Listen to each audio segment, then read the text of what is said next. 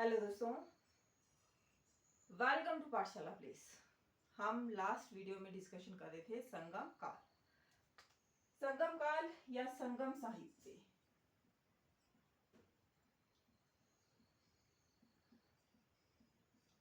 या संगम साहित्य।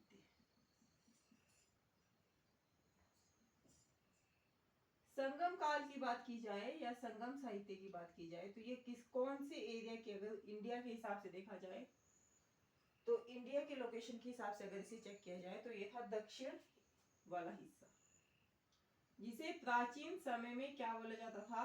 तमिलकम। हाँ बिल्कुल, तमिलकम या तमिलहम, ये इसे बोला जाता था, तमिलकम या तमिलहम। अगर आज के टाइम पीरियड में भी क्या देखेंगे आप, मतलब साउथ वाली डायरेक्शन देखेंगे, साउथ वाला क्या देखेंगे, एरिया देखेंगे, तो इसमें क्या दिखाई देते हैं हमें कुछ कुछ चीजें, मतलब इसकी लोकेशन कैसे, कौन शेप में, ये नीचे वाला जो हमारा सदर्न मोस्ट पार्ट है वो कैसा है, कौन शेप में। और ये क्या थ्री साइड से किससे घिरा हुआ है? समुद्र से घिरा हुआ है। इन्हीं समुद्र, मतलब तीन साइड क्या है, समुद्र है। इसके साउथ में भी है, ईस्ट में भी है, और वेस्ट में भी क्या है हमारे पास, इसमें हमें सी साइड दिखाई देते हैं, ओशन दिखाई देते हैं। ठीक है, फिर अगर समुद्र की बात की जाए तो इन्हीं इसी समुद्री तट पर क्या लिखा गया था? संगम साहित्य लिखा गया है। अगर संगम की बात की जाए, लिटरल मीनिंग भी देखा जाए संगम का, तो क्या होता है भाई? मिलना होता है, किन्हीं दो चीजों का मिलना, है ना, मिलना होता है संगम का मतलब, किन्हीं दो चीजों का आपस में मिलना। अब क्या है, संगम या संगम साहित्य को जिन शासकों ने क्या दिया था, संरक्षण दिया था, वो थे हमारे पांड्य शासक। पांड्य शासकों ने क्या दिया था? इसको संरक्षण प्रदान किया। और ये क्या था, संगम जो थे, कितने थे भाई? ये संगम हुए थे, तीन संगम हुए थे।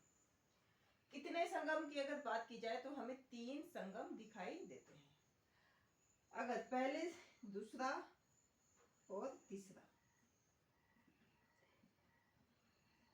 पहले दो के अध्यक्ष कौन थे भी? ऋषि अगस्त्य से थे, और दूसरे भी कौन थे? ऋषि अगस्त्य से थे। तीसरे वाले के जो थे वो थे नकीर, है ना। फिर संरक्षण की बात की जाए तो संरक्षण किसने दिया था इनको? पांड्य शासकों ने ही दिया था, तीनों को, पांड्य शासक। अगर स्थान की बात की जाए, स्थल की बात की जाए तो ये कौन सी स्थल पे हुए थे ये आयोजित? तो पहले वाला हुआ था मदुरै में, या जिसे मदुराई भी बोला जाता है ना, मदुरै या मदुराई, ये भी बोला जाता था। दूसरे वाला था कपाटपुरम। तीसरे वाला था अगेन मदुरै में, या मदुराई, या मदुराई। ठीक है, अगर सदस्यों की संख्या की बात की जाए तो सदस्य क्या थे भाई? इसमें जितने भी मेंबर्स होते थे वो लोग क्या करते थे? सारी रचनाओं को अच्छे से उनको सुना करते थे, है ना। सुनने के बावजूद अगर उन्हें लगता था कि हाँ इस रचना को क्या करना है, इस पर्टिकुलर कविता को या इस पर्टिकुलर जो सेक्शन इसको ये करना है, पब्लिश करना है, तो ही आप क्या करवा सकते थे उस अपने कविता को, साहित्य की, मतलब क्या है, गद्य हो या पद्य हो, कोई भी तरीका हो या किसी भी फॉर्म में अपने कोई स्टोरी राइट की हो, उसको ये कर सकते थे आप, तभी आप पब्लिश करवा सकते थे। नहीं तो आपको अगर उन्होंने मना कर दिया, मतलब जितने भी जैसे बोर्ड ऑफ मेंबर होते हैं ना, जब इंटरव्यू लेते हैं, फिर अगर वो अच्छे मार्क्स देते तब आप आगे चले जाते हैं, वैसे इनका था बोर्ड ऑफ मेंबर्स होते थे, मतलब उसमें सदस्यों की संख्या होती थी पर्टिकुलर नंबर ऑफ। जैसे पहले में कितने थे? पहले में थे 549, दूसरे में थे 59, और थर्ड में थे 49 सदस्य। अलग अलग टाइम पीरियड की है, हमें बहुत अच्छी अच्छी रचनाएं भी मिली है, लेकिन जो पहला वाला संगम हुआ है इस टाइम पीरियड की हमें कोई भी रचना हमारे पास क्या नहीं है, अवेलेबल नहीं है, हमें देखने को नहीं मिलती। दूसरे की एक है जिसे तोलक पियम कहा जाता है, तोलक पियम कहा जाता है, जो कि क्या है, तमिल का संस्कृत व्याकरण है। थर्ड टाइम की भी बहुत सारी रचनाएं हमारे पास अवेलेबल है, जो कि आज के टाइम में भी है ना, ये इसमें है, इसमें सिर्फ एक ही है, और इसकी बहुत सारी ये रचनाएं हमारे पास क्या देखने को हमें दिखाई पड़ती है। इसी से हमें, मतलब अगर किसी जगह का क्या लिखा जाता है, एक और बात आपको याद रखनी है जो बहुत इंपॉर्टेंट है या बहुत जरूरी है समझने के लिए, अगर किसी एरिया का क्या लिखा जाए, साहित्य लिखा जाता है, तो इस साहित्य से हमें सिर्फ राजाओं के बारे में जानकारी नहीं मिलती कि किस राजा ने कौन से टाइम पीरियड में क्या क्या था, शासन किया था।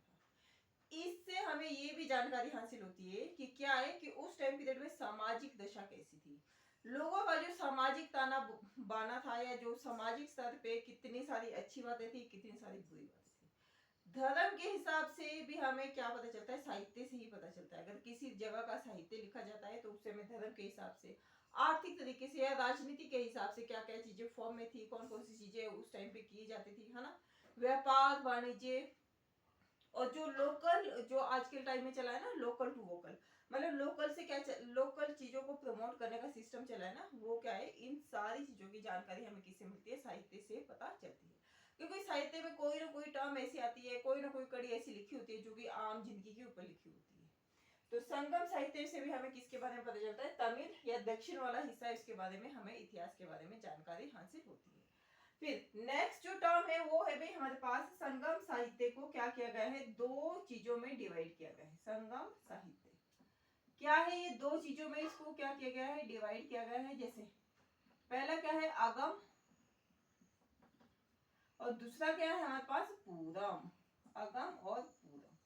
अगर अगम की बात की जाए, अब साहित्य में सिर्फ राजाओं के बारे में हमें जानकारी नहीं मिलती, या सामाजिक आर्थिक रूप से जानकारी नहीं मिलती। संगम साहित्य की एक और विशेषता है कि इसमें क्या लिखा गया है, इसके लव, और जो लव के एस्पेक्ट्स है, इसको मैं अभी थोड़ी देर में एक्सप्लेन करती हूँ, लव और इसके एस्पेक्ट्स।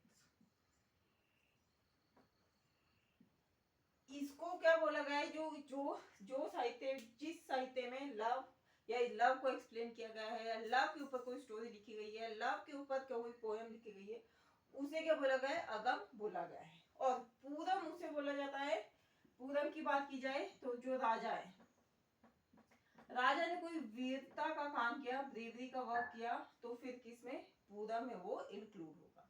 फिर नेक्स्ट चीज जो है वो हमें एक और दिखाई देती है, जैसे सामाजिक दृष्टि। भाई सामाजिक दृष्टिकोण कैसा था, यह सामाजिक ताना बुना कैसा बुना हुआ था, मतलब कास्ट के हिसाब से। जैसे हमें नॉर्थ वाली साइड में क्या दिखाई देता है, वर्ण व्यवस्था दिखाई देती है, वैसे ही क्या है, सामाजिक, आर्थिक, राजनीतिक, धर्म की स्थिति किसमें इंक्लूड होगी। जितना भी साहित्य इन सब चीजों में लिखा गया है, सामाजिक, आर्थिक, राजनीतिक, राजा और नैतिकता या रीति रिवाज, ये सब किस में होगा, पूरम में इंक्लूड होगा। और जो अगम की बात की जाए, अगम में सिर्फ क्या इंक्लूड होगा, लव और लव के एस्पेक्ट्स। मतलब कि लव एस्पेक्ट्स का मतलब क्या है कि जो प्रेम है, प्रेम के क्या है हमारे पास, मानवीय पहलू। इंसान प्रेम में क्या कर सकता है, कैसे कर सकता है, कितना कर सकता है, और क्या कुछ हो सकता है, ये सारे एस्पेक्ट्स क्या है, लव के किसमें इंक्लूड होते हैं, अगम में। और पूरम में क्या होते हैं, राजा, वीरता, सामाजिक एस्पेक्ट्स, राजनीति के हिसाब से अगर देखना हो, फिर अगर धार्मिक हिसाब से देखना हो, या आर्थिक दृष्टिकोण से क्या पढ़ना हो, हमें संगम काल पढ़ना हो, तो इसके लिए हमारे पास कौन सा आता है, पूरम आता है। ठीक है, इतनी बात क्लियर होगी। अब क्या करेंगे, अब हम संगम साहित्य को एक और दूसरे नजरिए से क्या करेंगे, इसको डिवाइड करेंगे। लेकिन उससे पहले आप क्या कर सकते हैं, वीडियो को प्लीज लाइक करें, शेयर करें, सब, एंड हाँ, चैनल को ज्वाइन करना और सब्सक्राइब करना ना भूलें।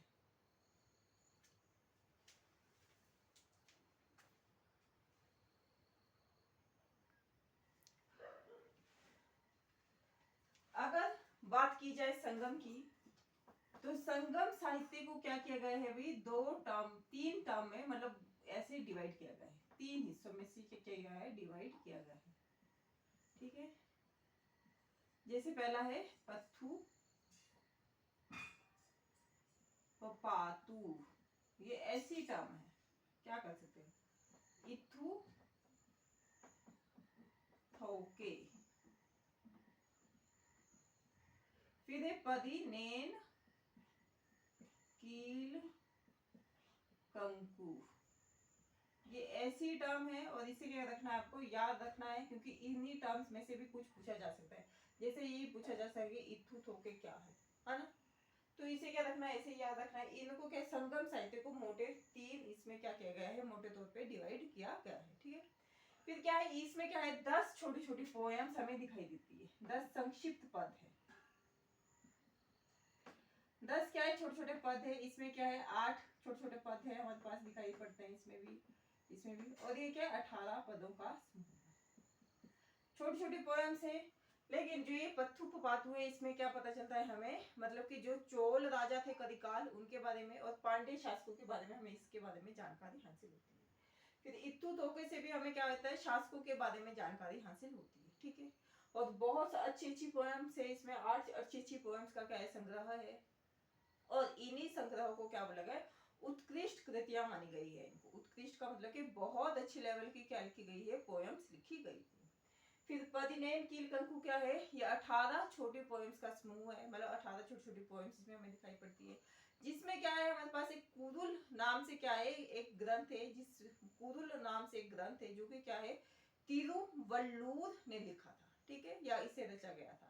इन 18 छोटे छोटे पोएम्स हमें इस समाज के बारे में किसकी जानकारी होती है, सामाजिक, आर्थिक, राजनीतिक रूप से हमें क्या होती है, आर्थिक रूप से हमें क्या होती है, जानकारी हासिल होती है। कल इसे करेंगे और अच्छे से देखेंगे। आप क्या कर सकते हैं, अगर आपको वीडियो अच्छी लगे तो आप वीडियो को प्लीज लाइक करें, शेयर करें, कमेंट करें, एंड हाँ, चैनल को सब्सक्राइब करना और ज्वाइन करना ना भूलें। For thank you for watching.